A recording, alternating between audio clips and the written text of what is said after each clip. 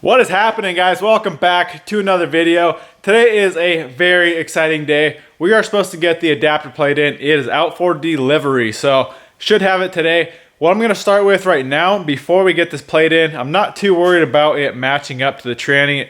Pretty sure it's going to be just fine. So what we're going to get started with is I'm going to throw the tranny in the truck, get it hanging there, and mount it up so that when we get the plate in, we can bolt it onto the motor, and then we can set the motor in to the bay and mount it up to the tranny. I think it's going to be a lot easier that way. You can bolt the motor tranny together and put it in that way, but I find that kind of more of a pain in the butt than anything. It's so big and awkward and long. So we're going to do it this way. We're just going to throw the tranny in, get that mounted up, and then once we get that plate in, we'll bolt it on the motor and we'll throw the motor in. So here's the tranny. We got the mount down there. We're going to bolt that on. We're going to pull the shifters off, and then we'll get that tranny jack, get that set up underneath and strapped in, and then we can just slide that bad boy underneath and get it bolted up. We're just going to bolt the cross member up, and then we'll probably just tie a tie strap to hold the front bell housing up and out of the way.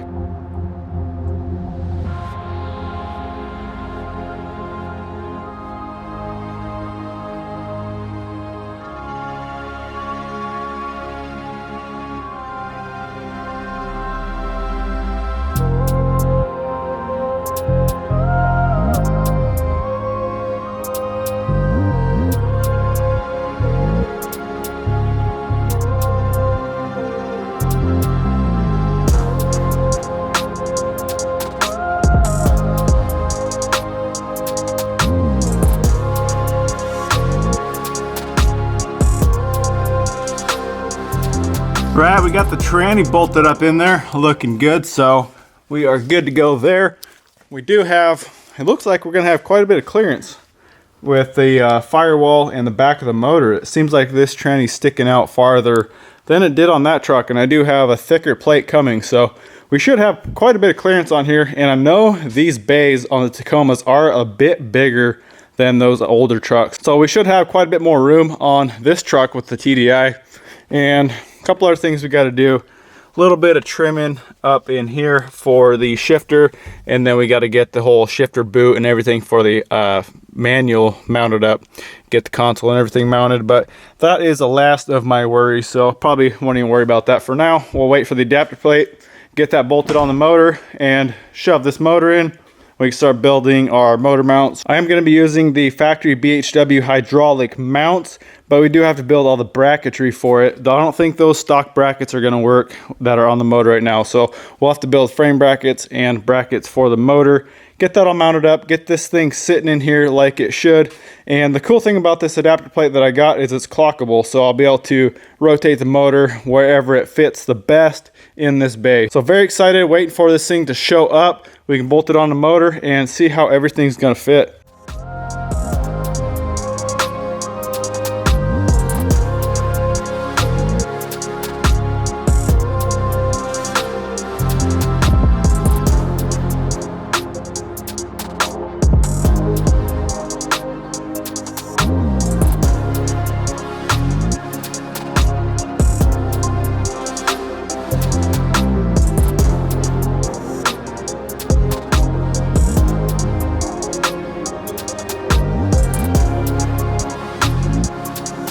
There we go, guys. Adapter plate is here. Check this thing out. This is a TD Conversions, but Northwest Fab apparently bought them out not too long ago. So I think Northwest Fab kind of redesigned these plates, did different coatings. If you guys see this crank adapter, it is not coated. Usually they would have a black nitride coating on this part here, but I guess a lot of the coating companies, they use even the coating for this plate. That was the big holdup with this plate, is waiting for the coating. So I decided to skip out on the nitride coating for the crank adapter, but we still did the anodize on the actual plate. So that is good to go. Like I said, that's the main reason why this took so long. It's not Northwest Fab's fault that it took so long. They were saying it was the coatings that were holding everything up. So either way, we got it here. So now we need to put this thing together. The cool thing about this is it's clockable. You can see there's a B A. I believe you can go 0 degrees and 15 degrees. I'll have to look at the instructions again, but I believe there's 2 positions. We also have the starter. This is a high performance starter, a lot better than the Toyota. However, I haven't had any issues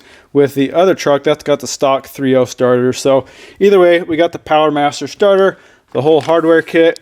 We do use studs into the crank for the adapter here. So that's what those studs are for. And then I believe you use the factory Toyota bolts for your flywheel into the adapter here. So not too complicated. There seems like a lot of hardware in here. Got to figure out what it's all for. But basically there's double the hardware because there's 2 separate plates. So having that's going to be nice. We just got to make sure we lock tight and make sure everything is torqued so we don't have any problems with bolts loosening up. All right, we got this thing figured out. So this piece right here bolts onto the motor. You can see it's marked A and B, and then this plate is marked 2 and 1. So there's actually 4 positions you can use, and this locks right into place on this ring, center ring here. Locks into place.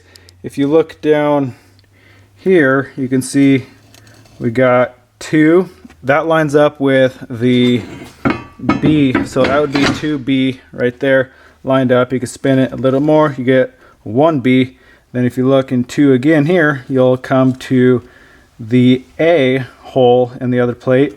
So there's 2A, and then you can line up 1A. So basically we can mount it here all the way back down to right there. So that's all the adjustability.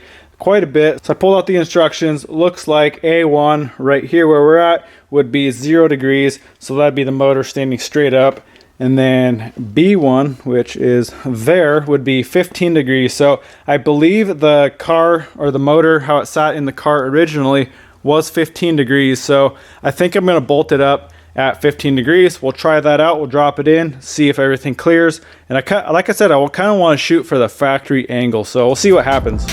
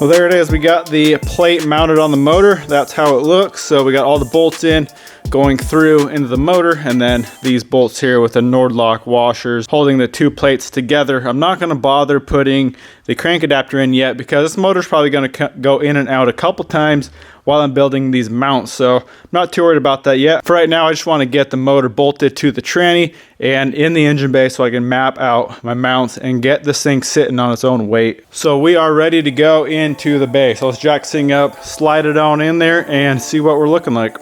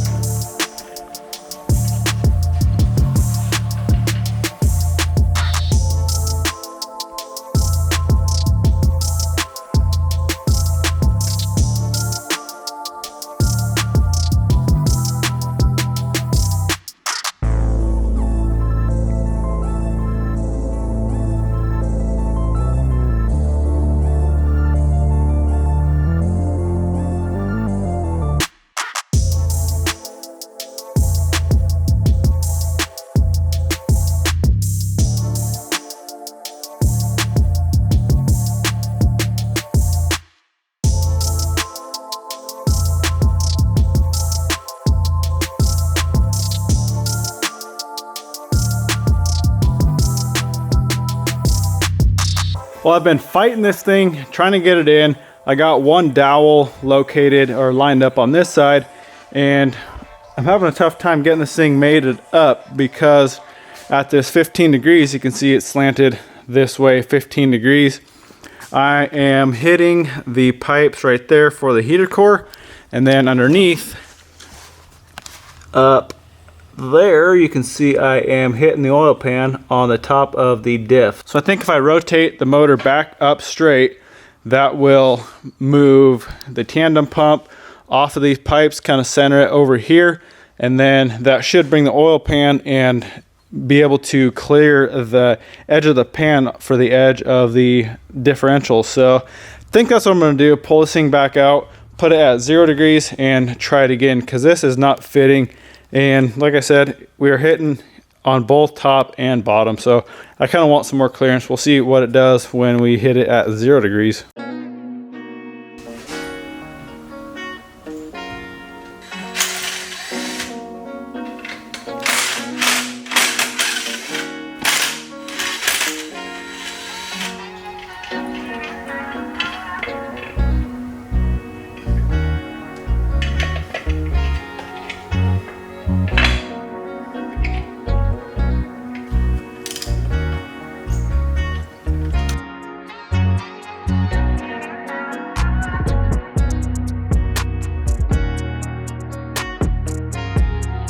Well guys, it's in there and it's a little tighter than I thought it would be. Up here, I guess it's not too bad. It's just this little bracket for the cable here. It's pretty close to that. And then underneath, we still got the same issue with the oil pan. You can see it right through there. So there's the pan and the front diff. So it's, I don't know, maybe ½ inch. I got it dropped down right now. I just shoved some little piece of inch steel, so I will be doing a 1-inch diff drop, and that gives me a little more clearance, but still it's pretty tight. Not too big of a deal. It does clear, but I was hoping we'd have a little more clearance. But either way, it's in, and that's about where it's going to sit. I could probably come up just a little bit and kind of redo this bracket a little bit, but it's not too bad. One thing that's going to suck is if I ever have to change that tandem pump, I don't know if I'll be able to without pulling the motor forward. Well, I guess I might be able to, because you only really need to pull that out 1/4 inch to disengage from the cam, and then it should slide out. So I don't know, maybe you could change it, but either way, it's tight. Come look at the other side. This is at 0 degrees, so I was hoping to go 15. 0 is going to have to do. All these clear now.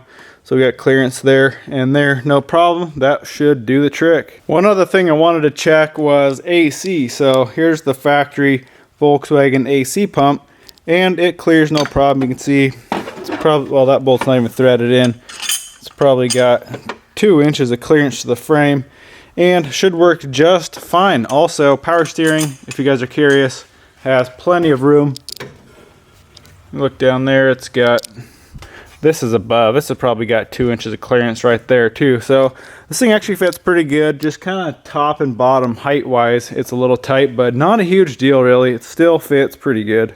Well, I decided I'm going to pull this motor back out and try to massage that oil pan a little bit just to get a little more clearance around that diff. It's only one stud. It's kind of hard to show you. When I pull the motor out, I'll show you, but there's kind of one stud on the very top of that differential that's kind of just is really close to the pan.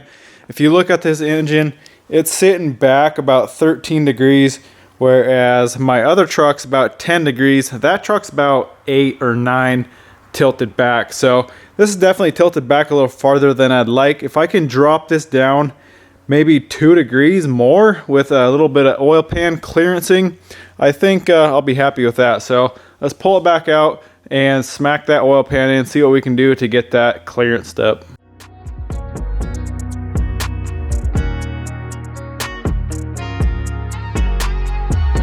All right, you can see this top boss right here where this bolt goes in is really the only place that's hitting and interfering with the oil pan. So I marked it out with a Sharpie. You can see, oh, you can see it's all scratched up too, but right here, there's a little dent right there. That's right in the center. So I'm just gonna take a hammer, try to pound that in a little bit. I know there's nothing right under here. The pickup is up in the front, so there shouldn't be anything under here. I should be able to get like a 1/2 inch probably a clearance if I smack that in, and we should be good to go. We can drop this motor back down a little bit.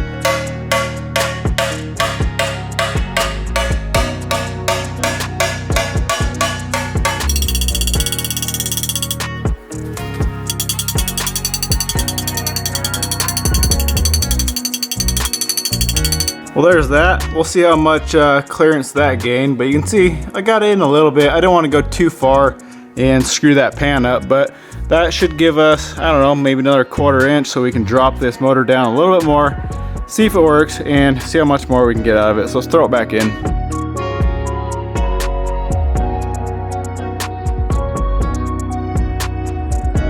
Well, we got her back in, got her dropped down a little bit more. You can see I got quite a bit more clearance between this bracket and the tandem pump. It's still like 12.5 degrees, so it really didn't change the angle of it, but I really don't think we're going to be able to get much more without completely getting like making a custom oil pan. Either way, I think that's going to work just fine. I'm not really too concerned with it. It's plenty low enough. I mean, my other truck, you can barely see that timing cover sticking out of the hood right there. My other red truck's got like 3 or 4 inches of the manifold sticking out, so I think it's going to be just fine. It should clear, no problem. Shouldn't have any issues with anything clearing the hood, so that's mainly what I'm worried about. Other than that, the angle, not really going to matter. I mean, the pan's going to be full of oil anyway, so not going to really matter. All right, so I threw my turbo and my intake manifold on. This is the BRM manifold. This is obviously going to get cut a lot shorter and turned down probably because the intercooler piping is going to be coming through right up here. So that's going to be a lot shorter, but you can see there's still not a ton hanging out, just the very front of this race pipe. So that's going to be, you know, cut down to here and turned, so we shouldn't have any issues there. One thing I'm extremely stoked about is look at all that room for a nice fat 3-inch downpipe. Plenty of clearance there. We don't have to worry about the slave cylinder like my other truck is on this side. This is on the other side, so there is nothing, no fuel lines, nothing in the way other than one little brake line that is tucked up. So a lot more room on this for exhaust. Starter, there's going to be plenty of room. Obviously this turbo sits a lot higher than like an ALH turbo, so everything's looking really good. This is going to be easy to plumb for the intercooler pipe since that's pointed literally almost straight right to where we're coming through here. It's a little bit off. It's come through about here, so I'll do a little jag there into the turbo. But other than that, we are looking really good. All right, guys, I thought I was done with this video. I thought I was happy with how it was sitting. I ended up pulling the motor back out, and I adjusted that plate from 0 degrees to, I believe it's 5. It's A2 on the plate. I believe that's 5 degrees. You can see it is tilted this way a little bit. So we got a lot more clearance now. You can see there's plenty of clearance. So we got about a 1/2 inch from the tandem pump to the coolant line there for the heater core. This bracket obviously way out of the way now. And most importantly, I have a lot more oil pan clearance. If you'll be able to see up in here, it's kind of dark, but I guess you can see right there. So where I pounded in that pan is right where it's sitting now. And if you remember before, when you looked through, you know, got a level through that hood, there was the top of the timing cover sticking out. That is not sticking out anymore. So I know we got this motor sitting lower. I really don't think we're gonna be able to get any lower than this.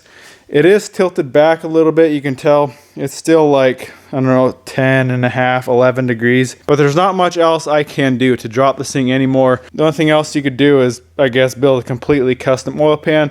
We're not doing that. So it's not gonna hurt anything having this thing tilted back at all either. So I'm not too worried about it. I'm happy with that. I don't think we're gonna be able to get this thing any lower. Well guys, I'm gonna wrap this video up here. It's getting late and we are leaving early tomorrow morning to go camping for the weekend. I guess by the time this video comes out, it'll be last weekend we went camping, but either way, we're going camping. So I won't be working on the truck. We're gonna have to wait till I get back to start building these motor mounts. I'm just running out of time right now. But on the other hand, super stoked about the plate. Everything with it seems really good quality. The anodizing looks amazing. The fit and finish, they give you all the hardware for it. Every little bolt and nut you could need. All new bell housing bolts and everything. So very good quality stuff. Obviously, I haven't run it yet, so I'm not gonna go and say it's gonna last you forever and it's perfect. But so far, the plate seems amazing, and I've actually heard a lot of very good feedback from other people that have used this plate. Well, that's it, guys. I hope you enjoyed the video. Go smash that thumbs up button, comment, subscribe. We'll see you in the next one.